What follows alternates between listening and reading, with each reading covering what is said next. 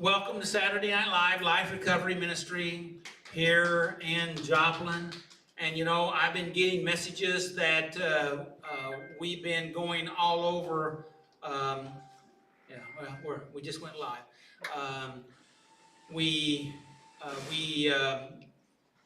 There's been people in various different parts of states and the western states and the eastern states and some southern states, all that are tuning in, and I know there's people that's being helped by this, and not only by what I share, but what the rest of you share, and by our conversation that we have. And I want to thank you guys, all of you guys, for participating in your conversation, your thoughts, even if we don't see eye to eye on everything, because we don't have to see eye to eye on everything, because I don't even see eye to eye on everything with me, right? And so I have to work through those things. And so anyway, those that are out there in internet land, you can turn that off or down or something. And so, anyway, I bet you that's going to make a real reverberation on there. But anyway, and so I just want to say welcome to everyone out there in internet land, and thank you for you that are here. And I'm going to start off with, usually I forget about this and the offering. We have an offering basket over there on the table where John's at. If you have an offering that you'd like to give for support of Saturday Night Live, Life Recovery Ministry, you can put something in there. That's up to you. And then we turn that into church, and it's on our record of what we have, what we've pulled together. And John, we have Bibles over here, right? Yeah. Okay. More books. Okay. I ordered in some more Bibles, so and I guess I thought of that because of talking about offering, because it they're pretty. We have medium and large shirts as well. Okay, medium and large. So anyway, we got the bracelets here. Anybody that are interested in celebrating their clean time, and that's not just from drugs, alcohol, but that can be from anything that you're gambling, cutting, sex addiction, bad relationships. That's the first time I've heard that one thrown in there, but that fits. Anger, just anything that has its power hooks in you that you need to get free from. Yeah, and as we've been talking here about, one of the main things is lying. Nobody here probably has any problem with lying, but anyway, we want to celebrate with you, and you don't have to tell us what you're celebrating, but celebrating that, marking that time, I think is significant. So anyway, we have these bracelets for you to get if you want one out there in internet land. If you want one, come to this live meeting. Okay, we're small live meeting, so if you're worried about COVID, we're spread out. We got a big room here, and we're wide, and so there's plenty of room here. And so, and if you're not able to come, if you want to make contact with us, we'll try to get you one of these. So anyway, we got white bracelets for just today, okay, or for less than 30 days. We got orange for 30 days. We got green for 60 days, maroon for 90, blue for 6 months, yellow 9 months, glow in the dark, which is white but it glows, 1 year, gray 18 months, black 2 years or more, and silver is for 5 or more, gold is for 10 or more. So anyway, so anybody need a bracelet? Just okay. Did you already get one? Well, John will bring it to you. He's the facilitator. 3 months is what now? Do what? 3 months is what? 3 months Red? is 90 days is maroon. Okay? Right. Okay. 30 days. And if you don't know where we're at, some people say, well, where are you at? Well, if you come to where our entrance is in the alleyway between 4th and 5th Street here in Joplin, between Maine and Virginia. Did you get those coordinates? Okay. And we have a sign out there. The sign looks similar to this, a iceberg. And anyway, it points into our back door, and then another sign that points down to the basement. So you're welcome to come and be with us. Everybody's welcome. We invite you, even if you're intoxicated or you're high. If you're looking for recovery, we want to help you. We may not like your stuff because you don't like your stuff, but we love you and we want to help you. And as long as you don't infringe on other folks, then we're good. We want you here. And because you're the people we're looking for, right? Right, guys? Right? And so were we, right? Aren't we all fellow strugglers? Yes, we are all fellow strugglers. There you go. All right. Our passion and mission at Saturday Night Live is to see lives transformed by helping people find a personal relationship with Jesus and find freedom through Christ, being an example of love and acceptance. That's our mission. You don't have to be seeking Jesus. You don't have to be seeking God. But if you're seeking recovery and you want our help, we welcome you. And we're not here to push anything down anybody's throat, but we feel like that's our mission. So, okay. How's that? Did I miss anything? All right, shall we continue with tonight? Tonight, we're going to be talking about step 4. And step 4 is, it depends on what's going on in your life. And so, we're going to be talking about confession tonight. And of course, that's what Brandon's going to be talking about out of Nehemiah 9, 1 through 3. And then after that, I'm going to be talking about relapse, because we've been talking about this this is our 6th week. Can you believe it? I've done this 6 times. Okay? What does that nod mean? Anyway, I haven't done it 6 times yet. I've only done it 5 times. But this is our sixth part of this, and it's relapse and how to prevent relapse. And so I'll be talking about that. Question before I get into that. Anybody learn anything on relapse or about your triggers, about self-care for yourself? Anybody from what we've talked about, anything you'd like to share? Oh, nothing. I ain't been here to talk about it, but change people, places, things, which is true. Yes. But if you want dope, I don't care if you know the person or not, you're going to find it. That's the truth. Things you're thinking. That's what we're talking about. Yeah. And thank you for that, Doug. And so, anybody else? Okay, and I've been going over some questions just to kind of stimulate you. Have these questions that we've gone over probably almost 5 times, have they been helpful for you to think about? I got 1 nod, I got 1, 2, can I have 3? Can I have 3? 3, okay. I've got the double thumbs up. Okay, so here's some of the questions. What causes relapse? That's the first question. What causes relapse? We've talked about this, but have you got any new insight from you or from maybe learning and looking at this from what you want to share? What causes relapse? Financial stress. Life. Life. Just stress. Depression. Depression, yes. And stress. stress, okay. Sticking around old friends. Seeking out old friends. Yeah, old toxic friends, right? Yeah. Okay.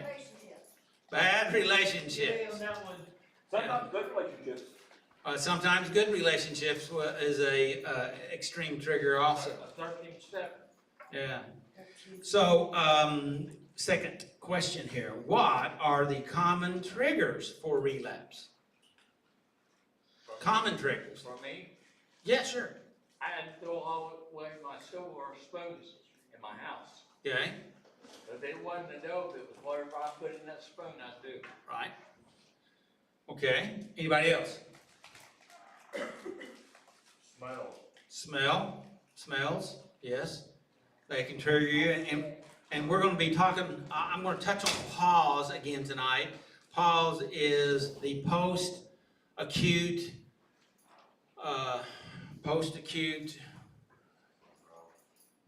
that's it, yeah. Post-acute withdrawal syndrome, pause.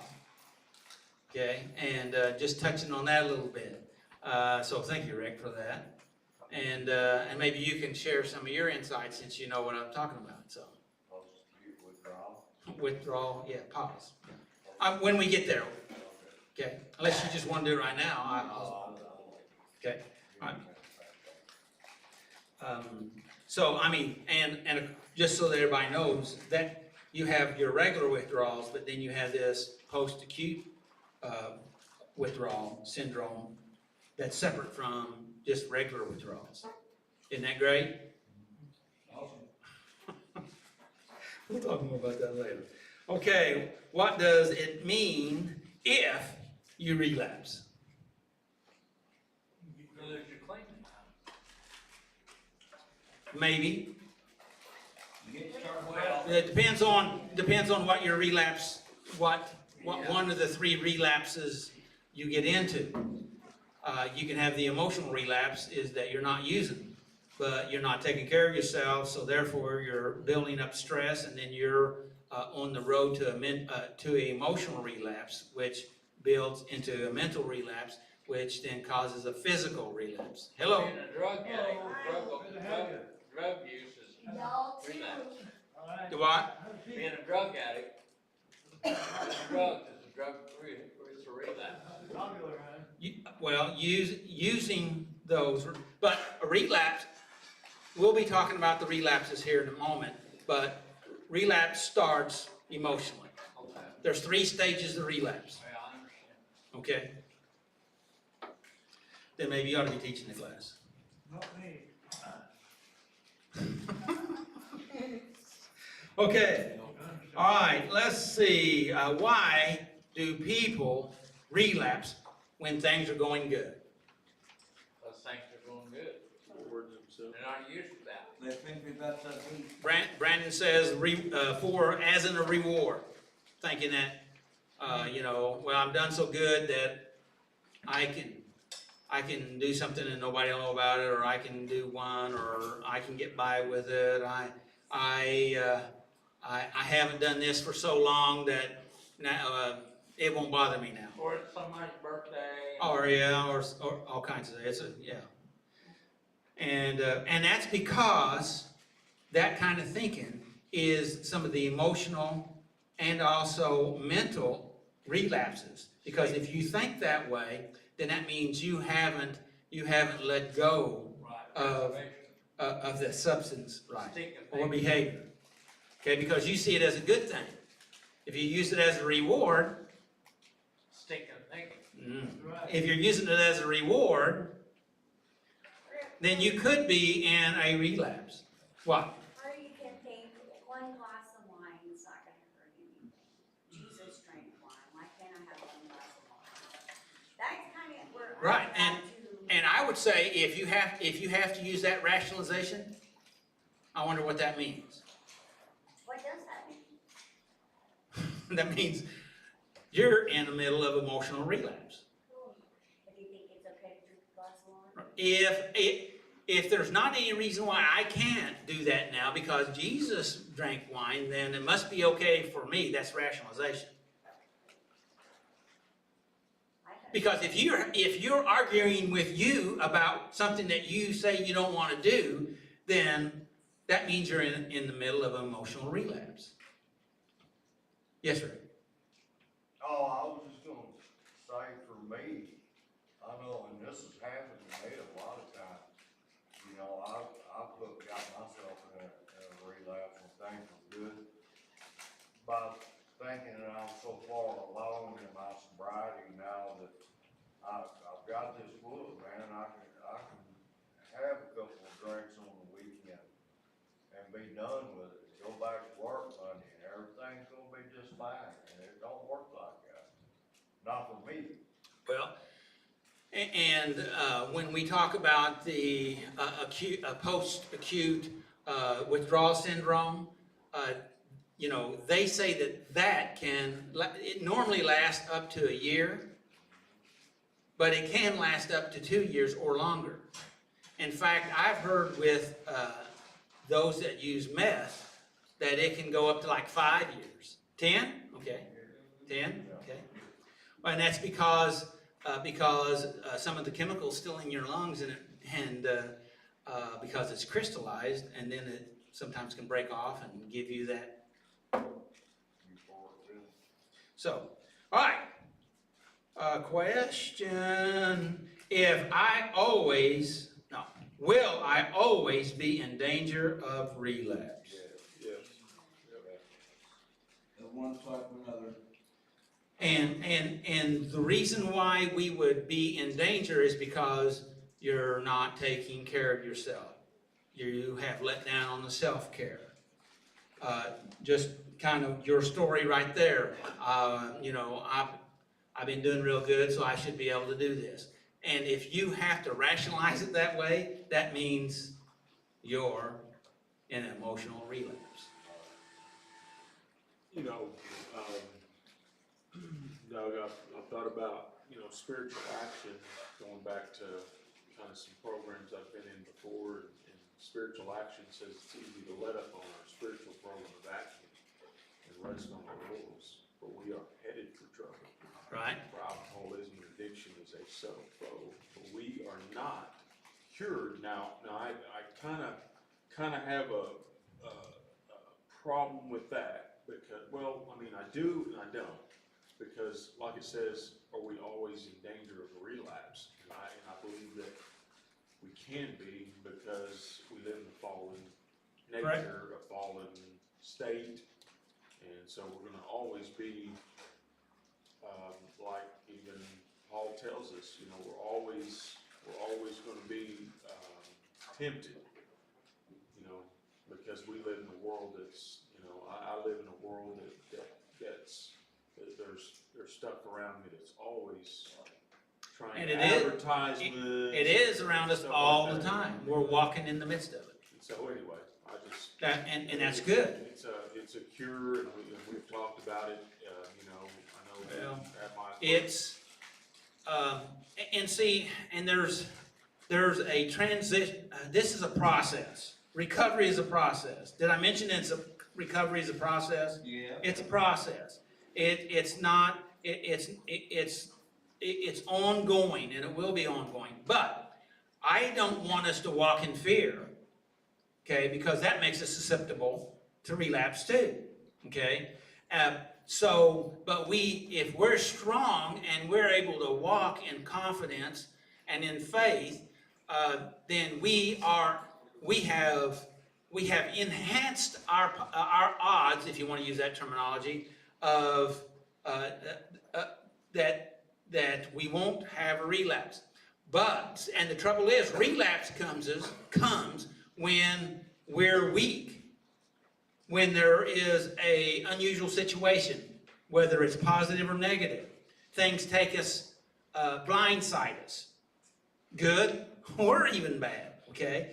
And so, in our brain, the scripture says that we need to renew our mind by the washing of the water of the word, and we have to continually renew that. And the trouble is, just like it is in clothes, you can wash the dirt out of the surface of the clothes, but that doesn't mean all the dirt's out.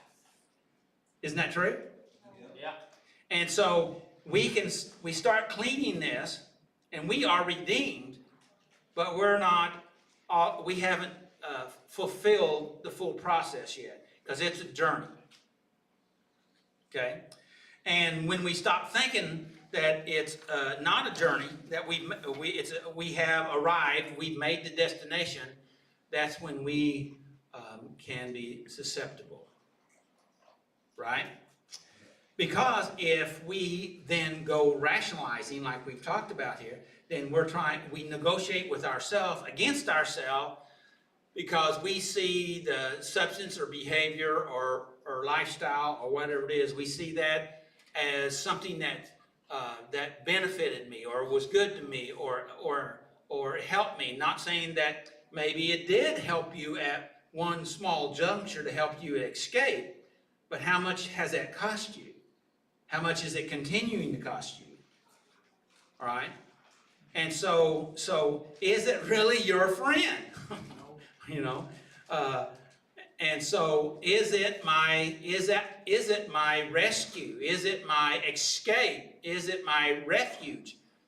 And if you think it is, then you may be in the middle of emotional relapse. Have I said that before? Yeah. Just thought I'd throw that in there. And you haven't used anything or acted out yet, That's the post. but, Post. right. Not post, pre. Pre. So, all right, I think, do I want to cover that? Why not? Hello? Somebody needs to turn their phone off.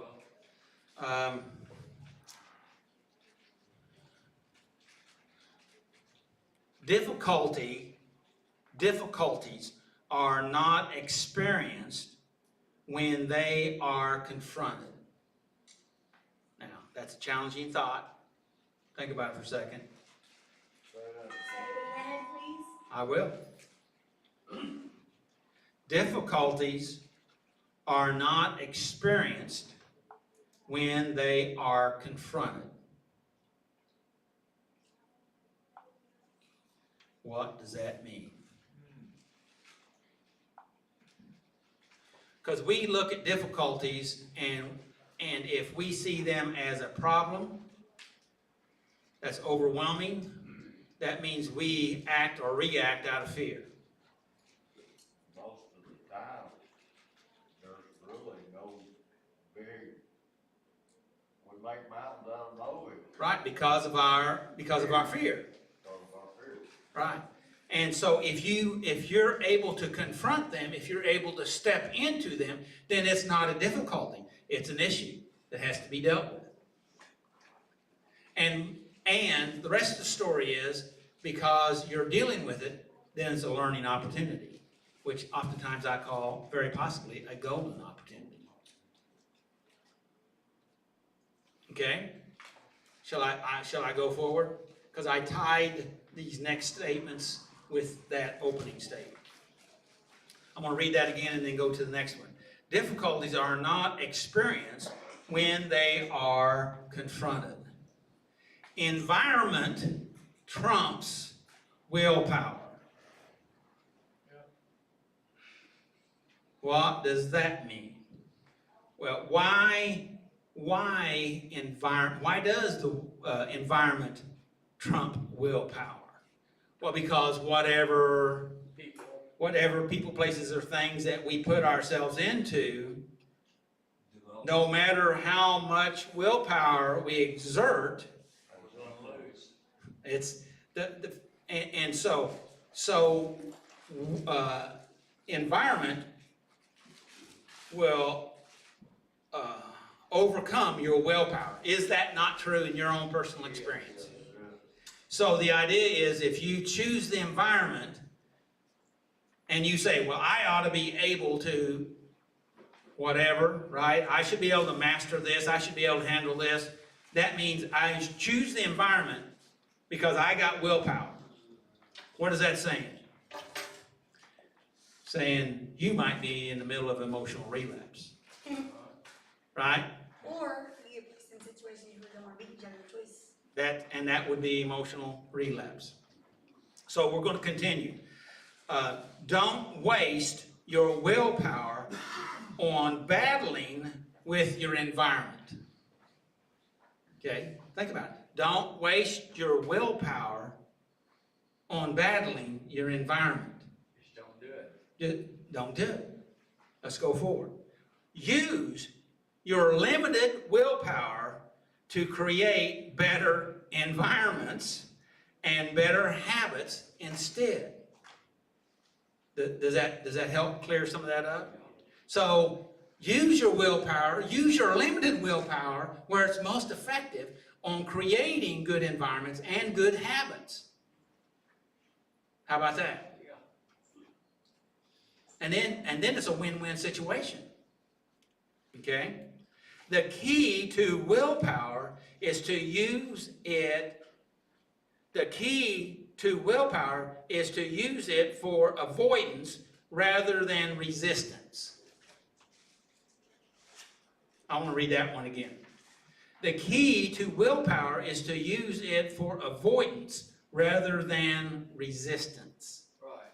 Like what you just said. What I just said. Uh-huh. Okay?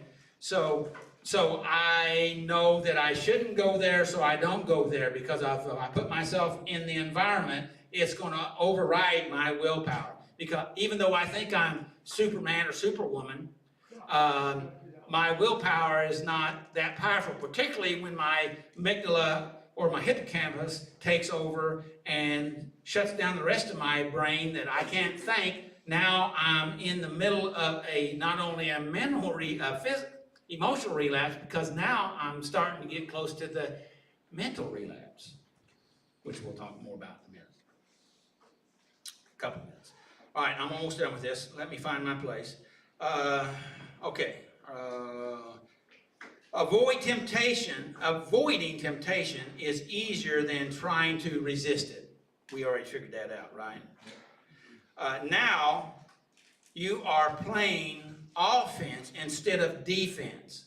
You're playing offense instead of defense. If you're trying to use your willpower to alter your environment that you're in, then you're playing defense. If you're creating the environment, then you're playing offense. Does that make sense? Yeah. All right. So to play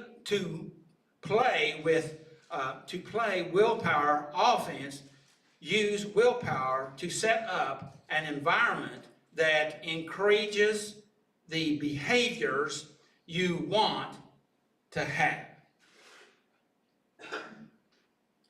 So use your willpower to set up environments that encourages the behaviors that you want to have.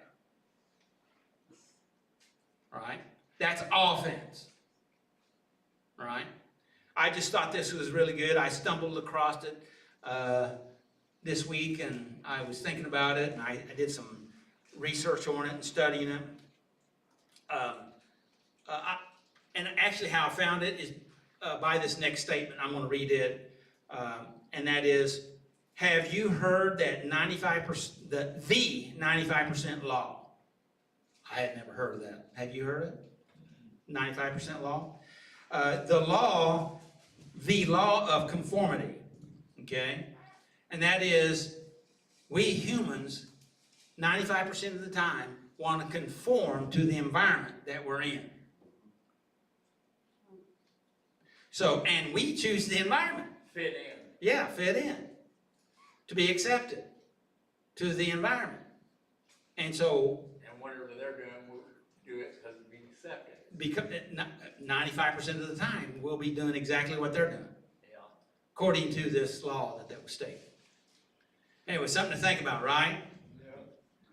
I know we say change the people, place, and things, but why? Well, because it's healthy. Well, here's why. Okay, that's because 95% of the time you'll be doing just exactly whatever they're doing, that you're in the environment that you're in. Now, if that's what you want, if that's in your best interest, if that's healthy for you, there you go. You may not right at the time, but stay in the Right. But I also had mentioned, yes, that's true, but in my case, it wasn't this last time. I didn't know the people. I didn't know them, but I found my devil. Yeah, well, so, okay, I think I'm gonna stop right there, and we're gonna go with our reading of the 12 steps.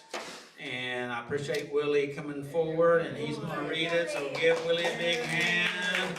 Here's Willie. Step right up. Hey, Billy! Give one a hand. Do what? Yay, just one. I think it's better. Not a good guy. One, we admit that we were powerless in our problems and that our lives have become unmanageable. Two, we came to believe that a power greater than ourselves could restore us to sanity. Three, we made a decision to turn our wills and our lives over to the care of God. Four, we made a searching and fearless moral inventory of ourselves. 5, we admitted to God, to ourselves, and to another human being the exact natures of our wrongs. 6, we were entirely ready to have God remove these defects of character.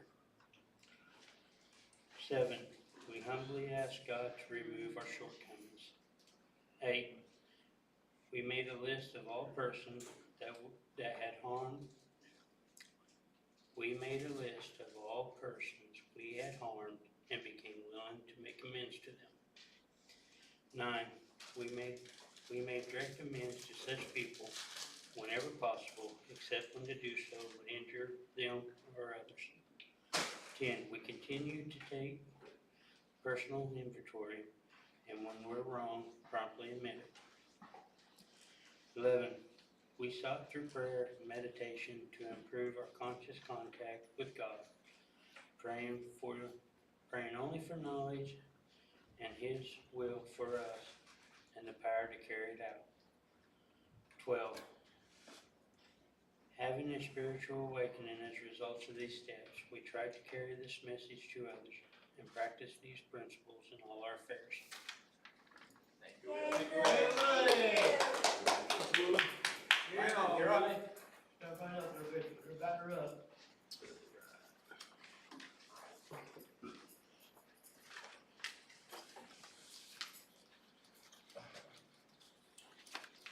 All right, how's everyone doing tonight? Okay. All right.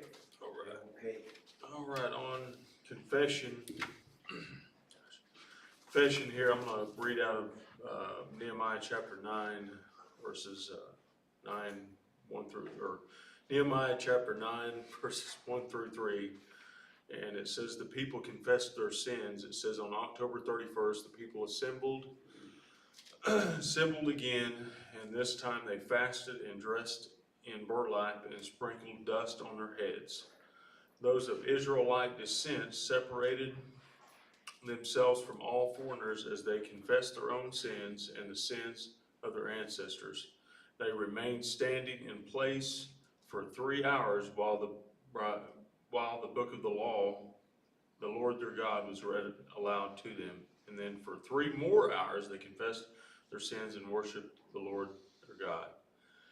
And it says we made a searching and fearless moral inventory of ourselves. As we make our moral inventory, we will probably find ourselves listing our destructive habits, our defects of character, the wrongs we have done, the consequences of wrong choices that we now live with, and the hurts that we have caused others. It's like sitting through all the garbage in our past. This is painful, but it is a necessary part of throwing away those rotten habits and behaviors that, if not dealt with, will certainly spoil the rest of our life. It says the returned Jewish exiles confessed their own sins. This phrase speaks volumes. says this, the idea of confession involves not only owning up to one's sin, but being truly sorry for them as well.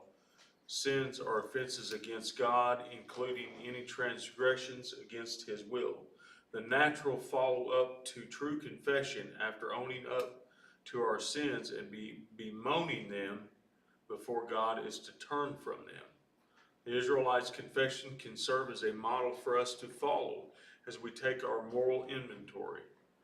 It says we can list the occasions of our offenses, our destructive habits, and the consequences that were brought into our life and the lives of others. Then after accounting for all the garbage, we can take out the trash. In their confession, the Israelites bemoaned and then discarded their own sins. After this, they were better able to make a new start.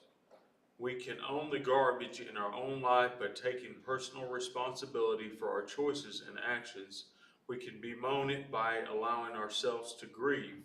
We can discard it by leaving it behind and turning toward the future. Confession has to, it's just part of it, as step 3 lets us know that, we've got to do the steps in order. Confession, step 1 is we admitted that we were powerless over our addiction and our lives had become unmanageable. Step 2 says we make it, we then turn our, it says we came to believe in a power greater than ourselves could restore us to sanity. And then 3 is that we make a decision to turn our will and our lives over to the care of God through Jesus Christ, or as we understand Him, which do get that. But as far as in confession, for me,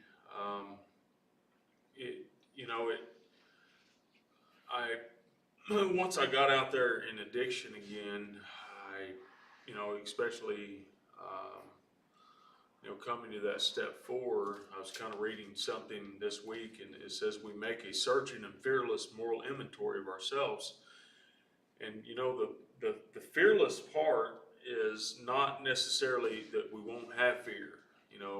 As I'll back here, I'll back up here and read here. It says the step aroused fear and negativity, and it was talking about Alan's heart, and this is back on 29 in the Life Recovery Workbook, and it says, in fact, he was so daunted that he thought it would be impossible to do a fearless moral inventory, even if he did want to recover. First, with the image of God, he thought that the searching part was so that God could hunt him down and retaliate him for all the wrongs and sins that he had committed. He didn't want to look because he knew he'd been immoral and looked like a heathen for many years before becoming a Christian.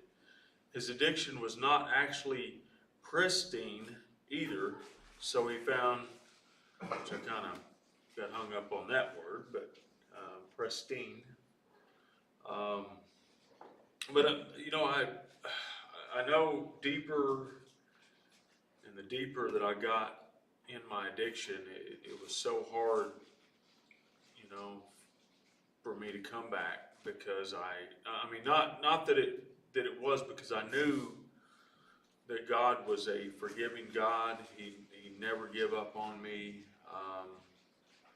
But it's just every time we get out there, we get caught up in the guilt and the shame, and we think that,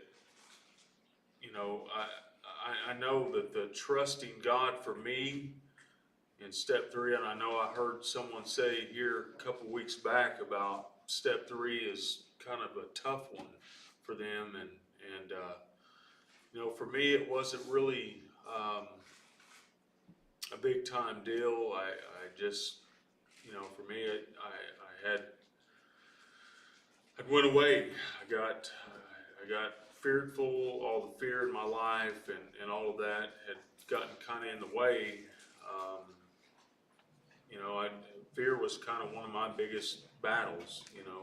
Was fear in my life, but going back to here, kind of what I talked about, it says it would be impossible to actually do a fearless moral inventory, even if he did want to recover it.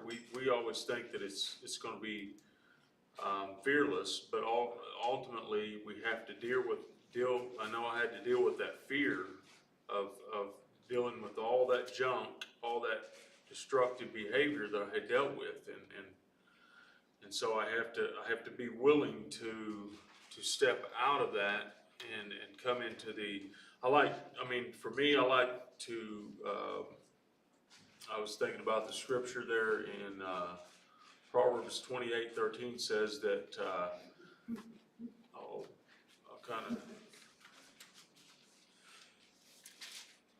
Proverbs,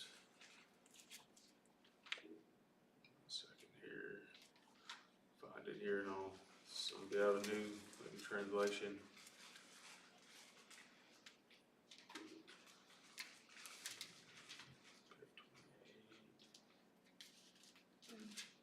Wrote down here, but it says 28:13. Okay, 28:13 says, people who conceal their sins will not prosper, but if they confess and turn from them, they will receive mercy. And man, that's definitely true. God said that if we come, there's one person that we can always confess our destructive habits, anything that we carry. But recovery, it starts with getting honest with ourselves, as we take the steps in order, getting honest with ourselves and realizing that we can't, if we conceal those sins, it says we will not prosper, but if we confess and turn from them, that we will receive mercy. So with that, going back to Nehemiah, talking about the confession part, I've got to get real with myself, as step 4 really talks about confessing. I've got to let God dig deep down in my heart and let Him do the work that only He can do. Because He's the only one that can. He's the only one that knows me, truly knows me, and can really,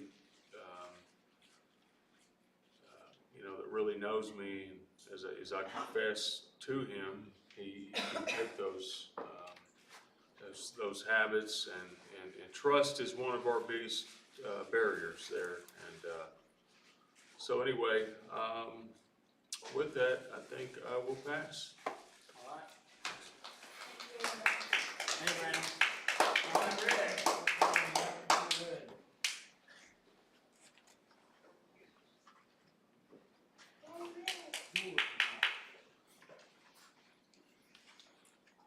It's an awesome job, Brandon. I don't know how I can add anything really to what you just said, because you just covered everything I was gonna say. But, I know the way I feel about confession. I relate confession a lot with forgiveness, because without the confession, you're not gonna have the forgiveness. You have to be willing to confess to God and to other people your shortcomings, and most of the time I found when I was in the middle of my stuff, I didn't even want to confess to myself, much less to God or to anybody else, which God already knows. But I wanted to hide my stuff. And if I continue to do that, then there is no forgiveness. And without the forgiveness, you're not going to move forward. Confession is a major part of the 4th step of the moral inventory. When you're doing your moral inventory, I would like to reread something that you've already read, but I really like this part.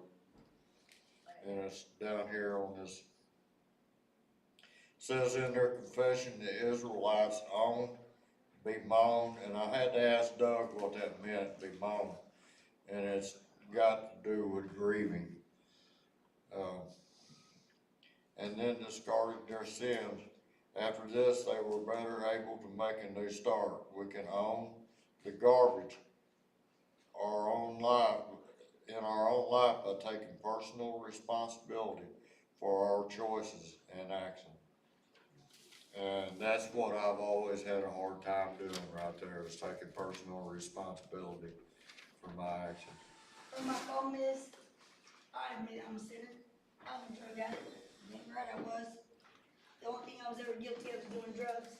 The main bad thing about being guilty of that is trusting the wrong people to get high with.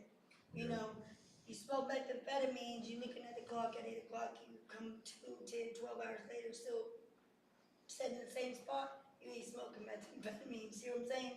Right. So what I'm trying to say is, my guilty part is hanging out with the wrong people at the wrong time, at the wrong places, you know? And I come to the conclusion that, you know, every place I've been is where they wanted me to be, you know? Well, and that kinda And goes that back, is a fact, go ahead, I'm sorry. and that's a fact, but, it's okay, you know? And that kinda goes back to what Doug was saying earlier about, you know, it's kinda like you stay in that environment for too long. But the thing about it is, you know, having somebody controlling your say-so, where you stay and where you go, and they put you in every place you've been, you really don't have a choice. Right. Well, I see your point. Go with the flow, if you don't, you know, Right, who knows what happened. that's right, that's right, That's what happened. yeah. But is it true? Yeah, But no is it- 4 states. But is it true that you didn't have any choice? The most thing, like I said, somebody comes along, you live in a state, you don't know nobody. Somebody comes along being nice to you, being your friend. So, but is it true that Trust you me. didn't, is it absolutely true you didn't have any choice? No, I really didn't. Not because I was concerned for others, and that was my problem, I was caring about other people when I shouldn't. So you had a choice, but you just made the wrong choice. Yeah, caring for others. You lost the ability to exercise your choice because you're concerned for other people. Well, over I'll just that put it this way. ability. Don't matter what kid, my kid or not, don't matter. There's still somebody's child that there's, you know, you might look at one person, a piece of crap to you, but that one person could have made the world with somebody else. That's Right, yeah, I understand that, sure, Good point. sure. You know, they ain't got nobody who's gonna help them, and I'm trying. And I can get bad situations for caring, for having a heart. Right, but that was a choice. Yeah, stupid, but yeah. Yeah, but that's my point. It was a choice. It wasn't that you had no choice, that was the choice that you made. For helping others, yeah. And then you have to decide whether that was a Until healthy you choice. figured it out, you know, like until I figured out, oh my God, you know, and then I figured it out, and that's when I stopped Yeah, helping people. yeah, because a lot of people sabotage themselves by helping other people because they feel bad and about themselves. You know, just like they said, the devil comes in many shapes, sizes, and forms. Like, he comes looking at you like your family, kids, you know, they're just out to destroy you. And that's what they were doing. And I was stupid, I let them in. Well, we're glad you're here tonight. yeah, we're glad you're here. Thank you very much. Well, good to have you. Thank you. Thanks. Thank you, Rick. Rick, better up.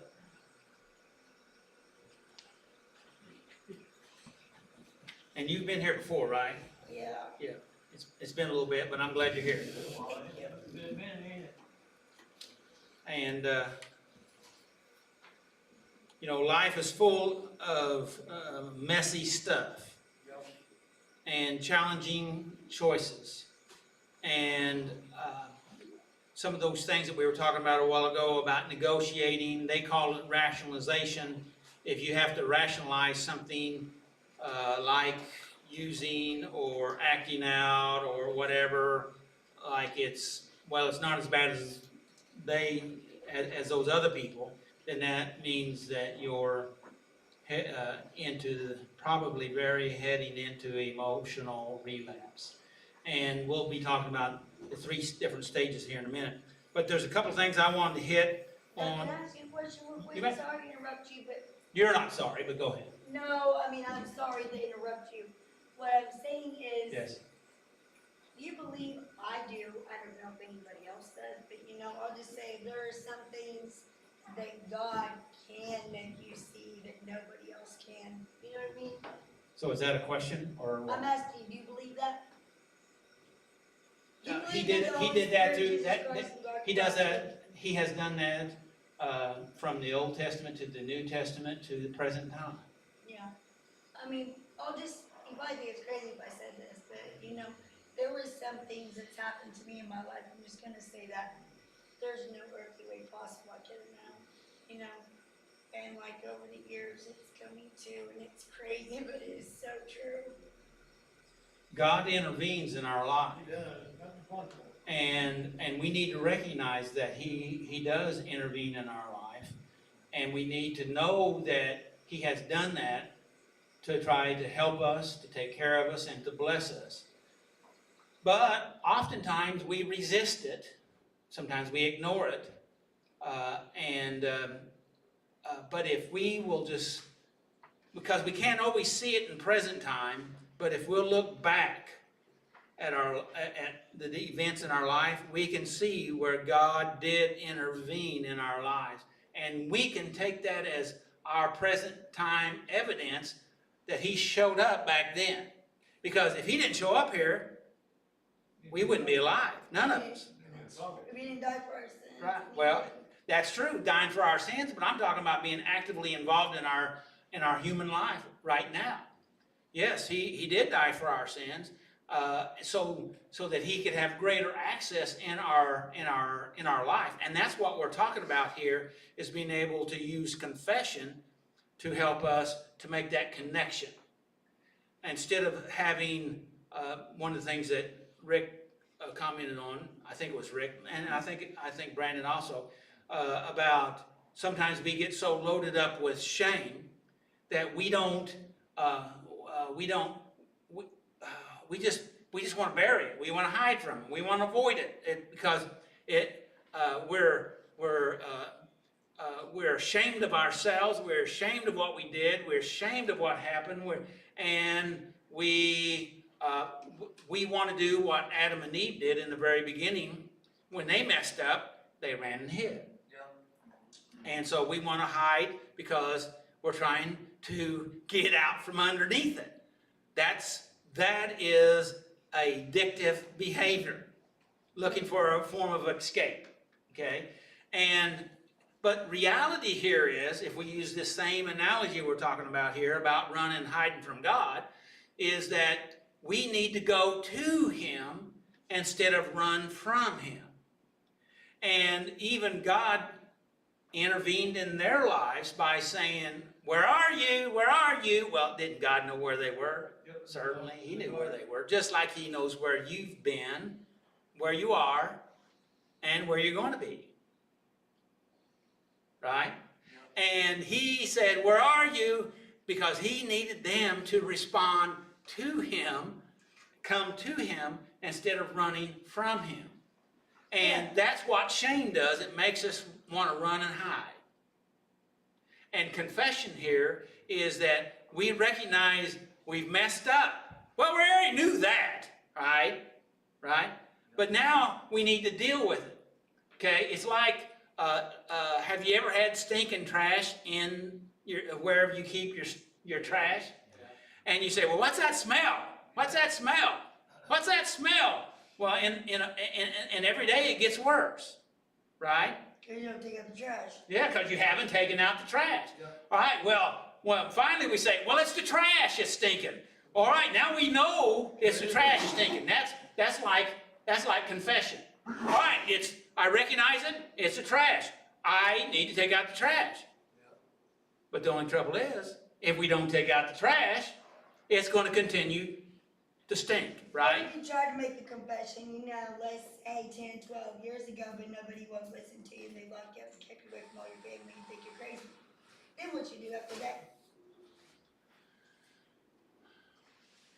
The best thing you can do in life situation like that is that you have to make, instead of sabotaging your life, instead of ruining your life, instead of making unhealthy and unproductive choices, you turn your life around, you get into mental, emotional, spiritual, physical recovery, and you make your life better so that you can be in a position to be able for God to use you and to be able to have, or if for adventure, if possible, God would open up the doors to turn the tide and turn things around. Because I've seen God turn the tide around in things that I didn't think was even possible. But I didn't give up anyway, because I thought, well, maybe, right? Even though it looked impossible. In fact, I even told God, this is impossible. There's no way. I got to trust you in this totally. Well, who was I trusting before? Well, I was trusting me mostly, but God did intervene. And I have worked with people throughout with Saturday Night Live. And by the way, this is our, we just celebrated our 17th year anniversary here. Really? Yes, and even though we didn't really celebrate it, we kind of went right through it. But so we're on our 18th year here. But we have, I don't know how many people have come to me and said, I don't see any way that my family can be restored. But given time and work and growth and development, it happened. It doesn't happen all at once. It's piece by piece, inch by inch. And the thing of it is, we have to change so that we can be ready and be able to be in the position. That's my answer to your question. Okay? Yeah, good news about finally Tuesday, I'm going to court. She'll be done and over with, and I'll have my freedom, and then I can start over again. All right? Without Good. having to worry about none of that no more. Good deal. Good deal. And so we were talking about taking out the trash. So we need to go ahead and they gave 3 things about owning here. The first part was you confess. You recognize, you confess what the problem is. All right. It's the trash that's stinking. It's because I haven't taken out the trash. All right. So I see I've taken out the trash. And the next step is that the word that Rick was talking about is about bemoaning or great sadness. Okay. I'm sorry that I've messed up here. I haven't taken out the trash. I should have taken out the trash. For some reason, I didn't do it. Whether I didn't know that I should do it, or if because I messed up, or I was just being hard to get along with, or I was throwing a fit, or maybe I didn't see it, but I started smelling it. All right. And so we recognize it, and we are sorry that this has happened. I messed up. Okay, that's step 2. Confess is number 1. Being sorry, mourning, grief, sorrow. I messed up. Okay, and then number 3 is I've owned the problem, and now it's time to take out the trash and discard that stuff. All right, take out the trash. I've messed up. And then we let it go. We eliminate it. We take it out. We put it where it belongs. And we're talking about these bad habits or bad choices or sin, if you want to refer to it that way, that I need to let it go. Oh man, I forgot to do this. I had an illustration along this line. Maybe I ought to save it until next week. It's a good illustration. I had never done it before. It kind of came up to me while I was praying, and I guess I forgot about it by the time I got done. And so, but I remembered it just now. But don't let me forget. okay? Okay. And, it's about rocks, okay? Yeah. Okay, so anyway, we discard it. And so, what behavior over my lifetime has been an offense or hurt God, okay? Offense to God or hurt God. What behavior? Just think about it. What behavior hurts God? What behavior have you done that offended or hurt God? I changed the word from offend to hurt because if you look up offend is causing a hurt. I think for me, what would hurt the most was, suffering. Seeing me suffer Okay?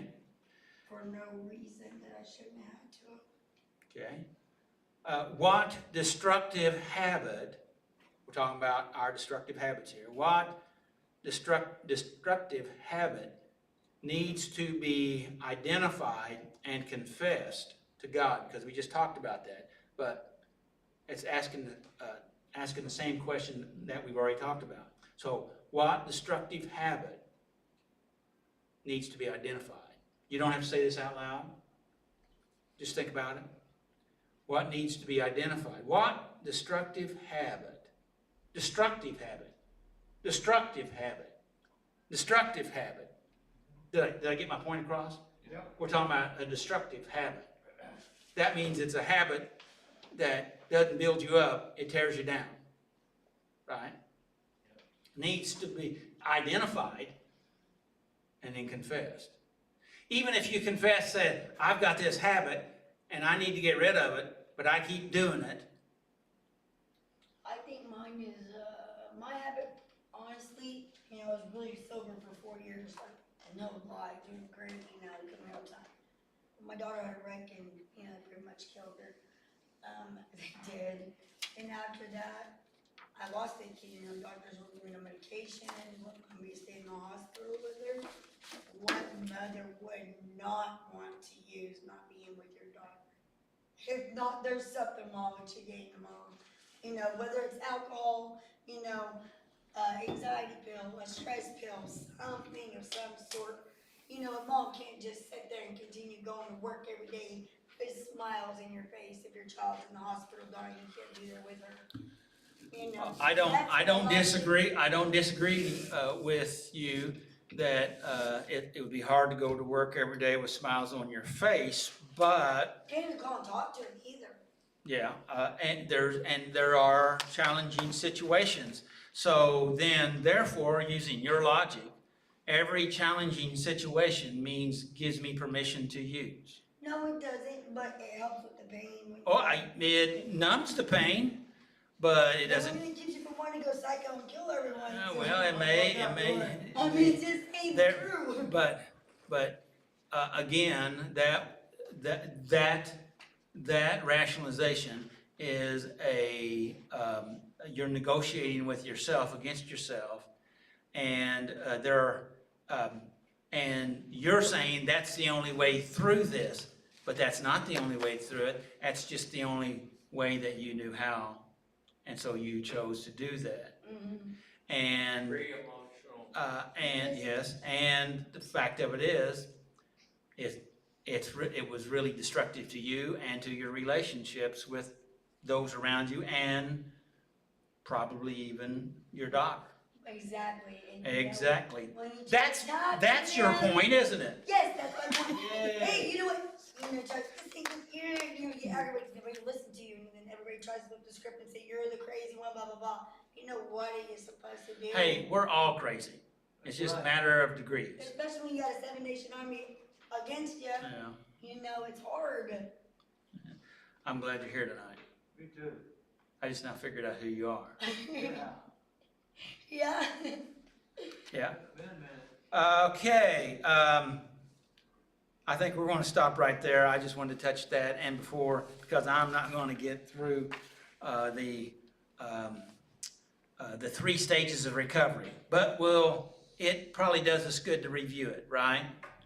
All right, because I'm going to review it. Relapse prevention, this is a plan, and this is, I got it from Tree House Recovery, and it's really a good, I've liked it. So there's 3 stages of relapse, okay? You've heard me say it. It's emotional relapse.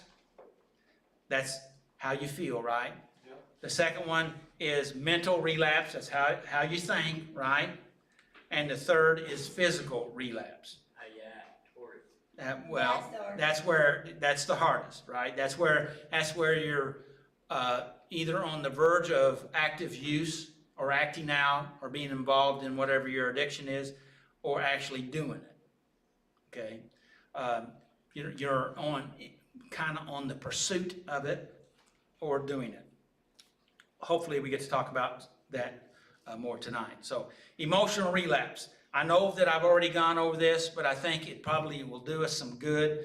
And we have some new people here that haven't heard this, so I'm going to touch that. So, is that okay? You'll indulge me, all right? Well, thank you. And so, emotional relapse is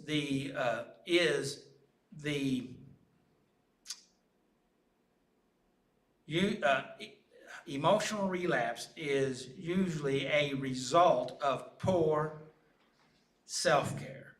Okay, that means you're not taking care of yourself.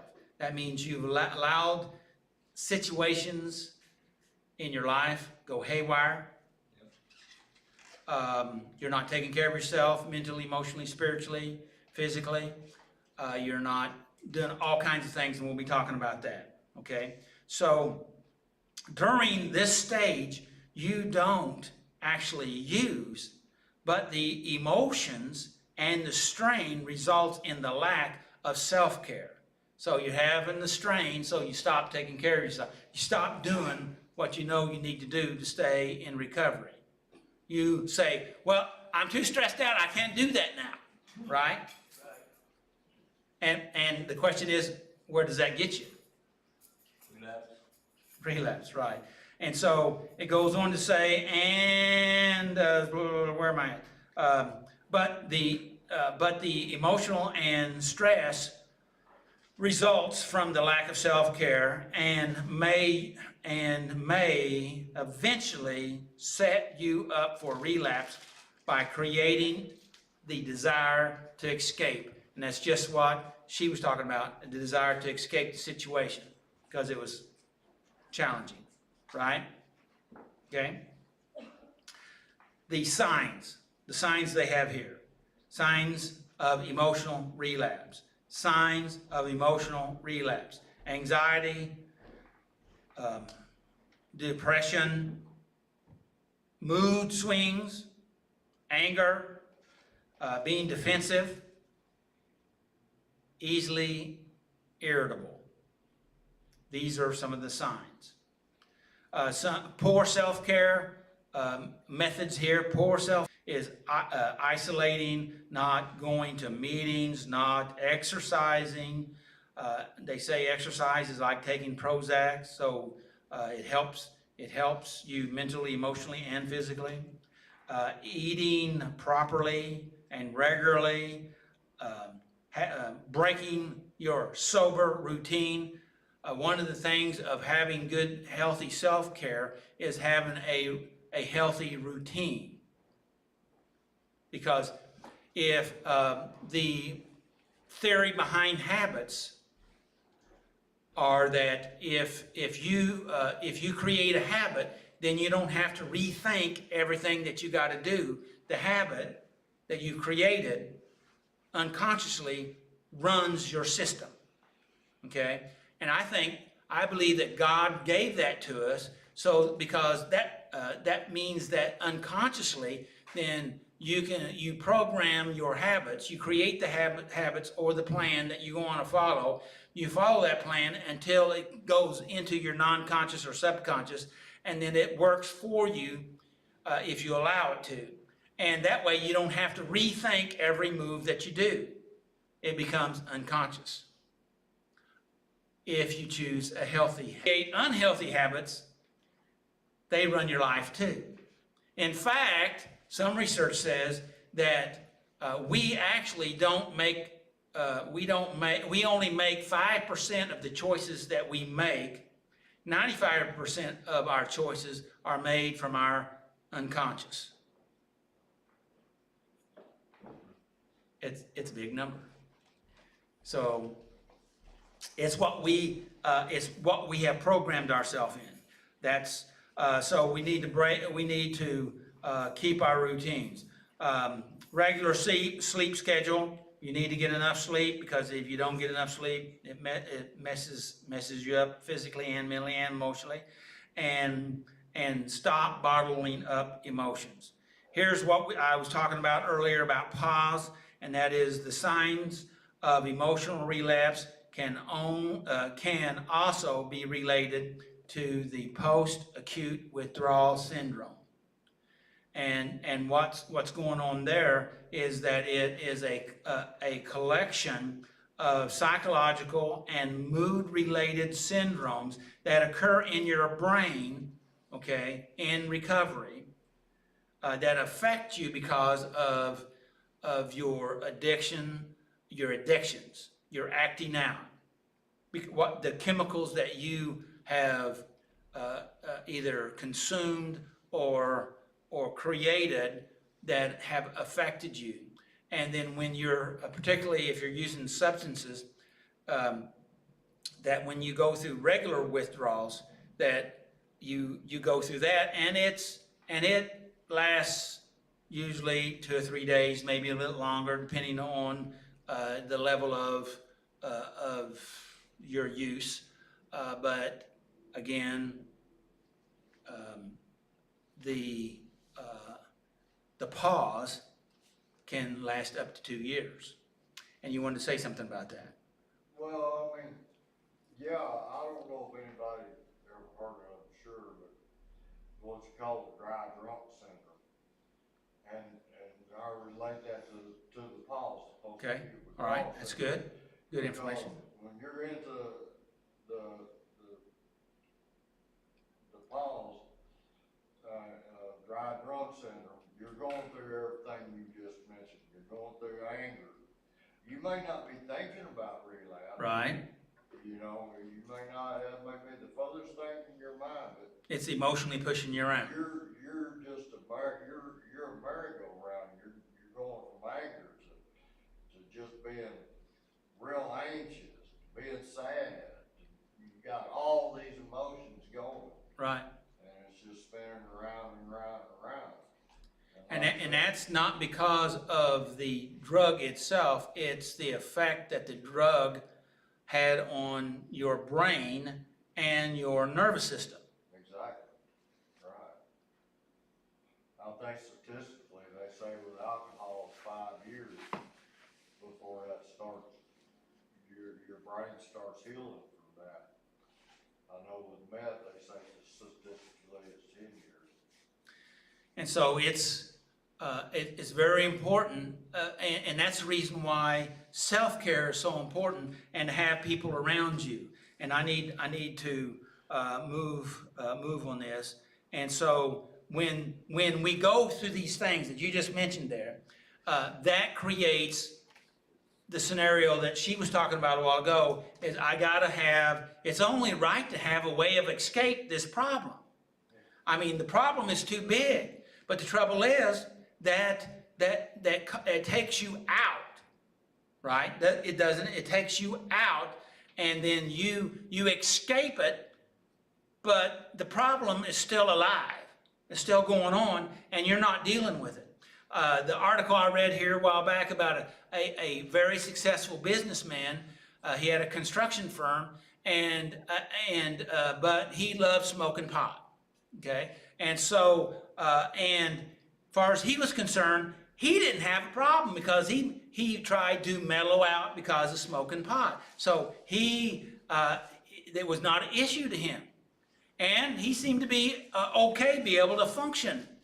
But the only trouble was he never dealt with any of his problems because he's escaped them, okay, by smoking pot. Does that make sense what I've said so far?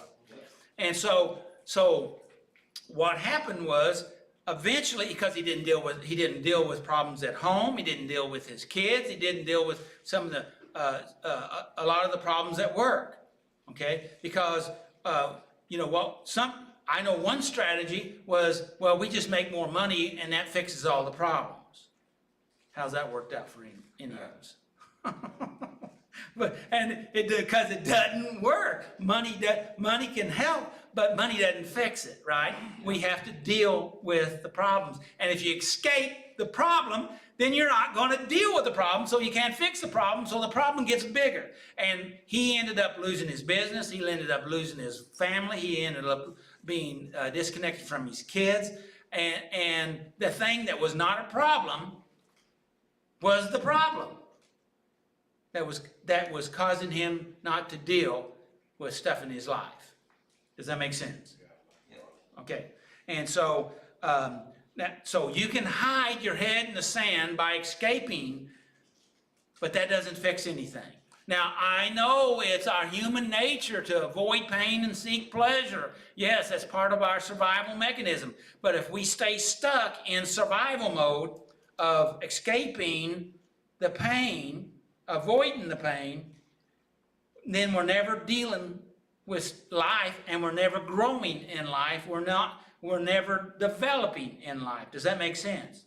So what that means is you have to be willing to step in to the pain. Now, I'm not telling you to be a martyr. I'm telling you that as the statement that I read earlier, difficulties, what was it? Difficulties? So difficulties are not experienced unless we face them? It's getting close to that. Difficulties are not experienced when they are confronted. And so yes, it's hard, but what's even harder is escaping from them, and then they come and eat your legs off. If we don't face the pain will rule us. It will take us over. It will compound exponentially. Right? Isn't that true? Isn't that the truth?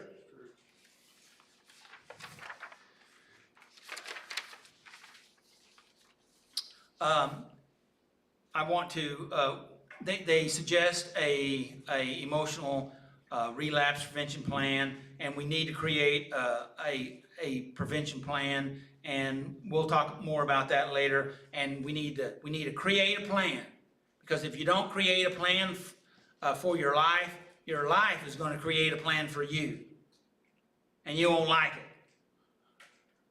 Right? Right. So we need to create a healthy plan and write it down so that we can remember it in the crisis. Does that make sense? And that is self-education. That is self-care. That's helping us to navigate the difficulties of life. And as you learn how to navigate the difficulties of life, you're growing up and you're maturing, and whether you realize it or not, people around you are seeing it. Because they do. Okay? I'm going to go ahead and jump ahead, and we're going to go to mental relapse. This is the second type of relapse, and one of the main points about mental relapse is that all of the signs that we talked about a while ago, all the signs that we had a while ago that we went through, you have all of those signs plus the ones that I want to read right now. These are signs. What's a sign? Well, what's a stop sign? It's a signal, right? It's to indicate something. You were talking about these signs of emotional relapse a while ago, dry drunk. Those are signs or signals, indicators that's saying, look out, alert, alert, Danger. problem, yeah, danger. Danger, Will Robinson. Okay, right? So here's some more, and this goes into the mental relapse. And so you add all of those, and you go into cravings for the substance or the behavior. Okay? Rationalization, we were talking about rationalization earlier. rationalization why you can use one more time. All right? Okay, I know a guy that he had been clean for 10 years off of meth, and he shot up. And of course, there were particular situations why it all happened, but it happened. Okay? And he stopped right there. He didn't go any further. Now, that's hard. That's hard to turn it around. But the thing of it is, he learned. He came to me and he said, this is what happened. I said, what'd you learn? Because that's what I always say, what'd you learn? Because if you don't learn from your crap, then you're going to get to do the same crap again. How you like those terminologies? Right? Isn't that the truth? Isn't that the truth? Isn't that the truth? Isn't that the truth? Isn't that the truth? I think I had 99%. So, all right, so what we have to do is so he stopped. Now, he was sorry, he didn't like it, he couldn't believe that happened, and all those things, okay? But some people that would have thought that substance was the fix-all would continue to do it. Because the fact of it is, it's my hero that just showed up. Now that's kind of weird the way I said it, but it's my fixer. It's my escape. It's the thing that makes everything okay for a few minutes. Yeah. Few minutes, right? And so and the only way to keep it okay for a few minutes is to do some more. And the fact of it is, when we realize that I messed up. We're done past that. Okay, I've messed up. I've messed up. I've messed up. That's confession, right? I've messed up. We need to identify what's going on and take out the trash. I'm stopping here.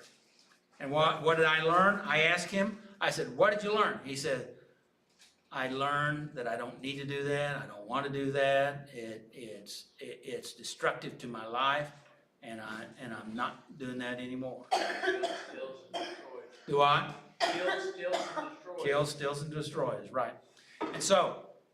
And that happens to us over and over. So one of the other signs is, I already talked about that one, waiting to use substances and think about it. Wanting to use substances and thinking about it. And I've already pretty much touched on that. That's a sign, a reservation. I'm thinking about it. And if you're thinking about it, that's a mental relapse. If you're thinking about it, it's a mental relapse. Did I mention if you think about it, it's a mental relapse? Well, if this situation, this rationalization, which we talked about just a moment ago, if this happens, we had someone that used to be a part of Saturday Night Live, and he said, "I'm not going to use unless this happens." That's emotional. And when that happened, he had a relapse. Yeah. Why? Because he planned it. Reservation. Right? Because whatever we plan on, we're going to have in our life. And if we plan on drugs, we're going to have drugs. And the thing of it was, his particular plan was, it was when my mother dies, I know I'm going to relapse. I'm going to do it. Okay? It's kind of like Elvis Presley says, I'm going to die at 40. Guess what? He died at 40. Yeah. Why? Because that's what he said. You're going to get what you say. Yeah.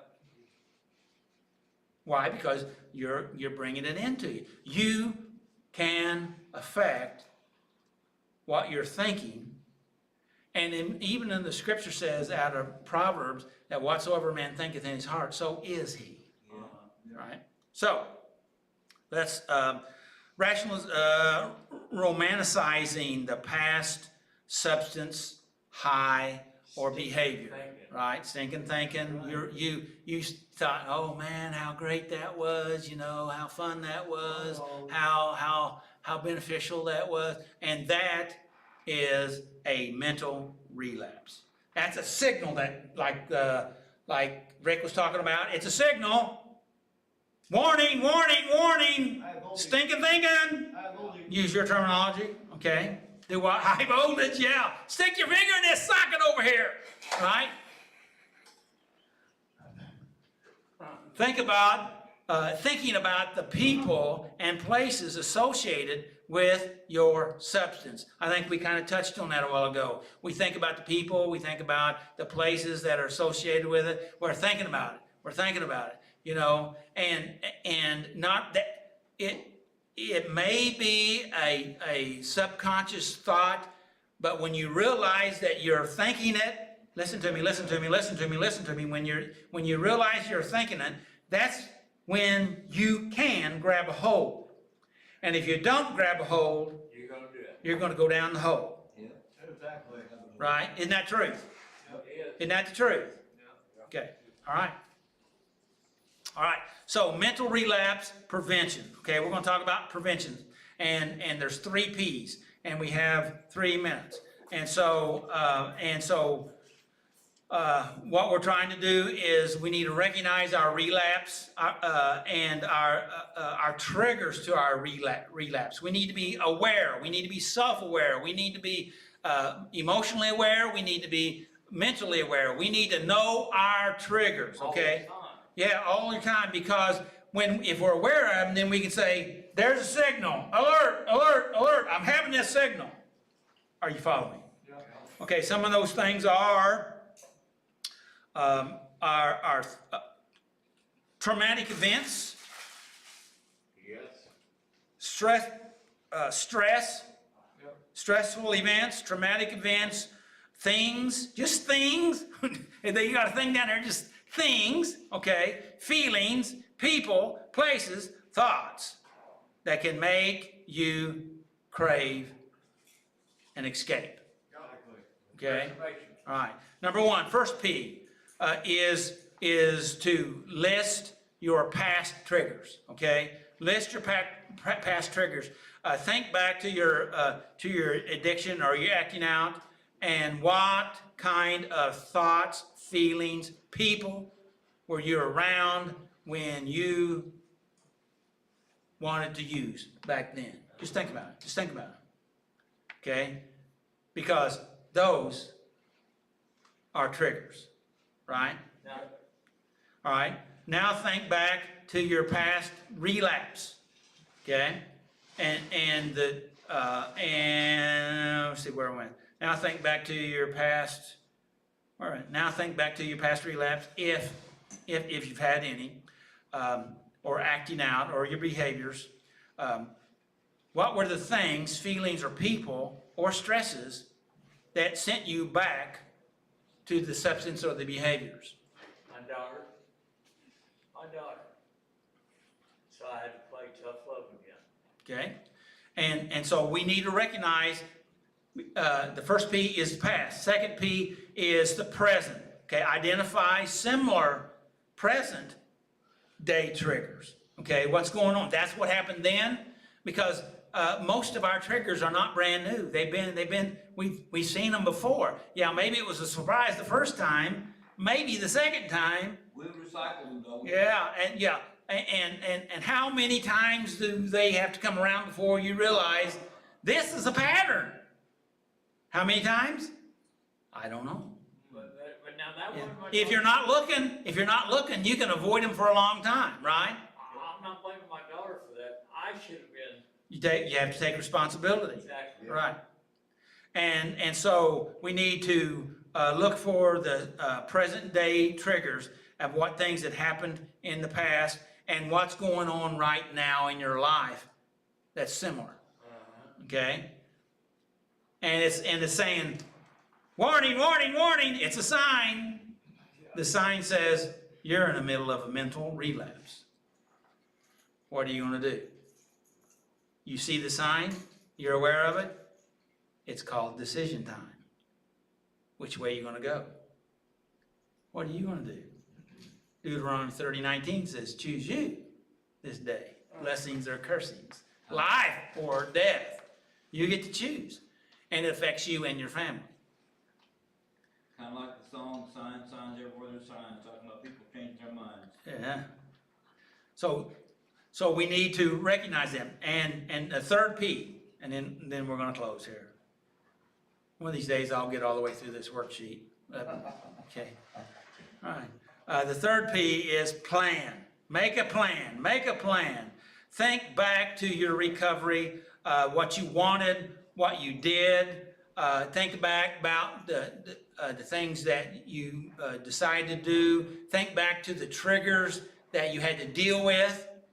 You know, how many times have I talked with people that they said, I don't want to go, I don't want to detox anymore. I don't want to do this. I want this to be the last time. I do too. I want it to be the last time. You know what I mean? But I said, you need to be aware.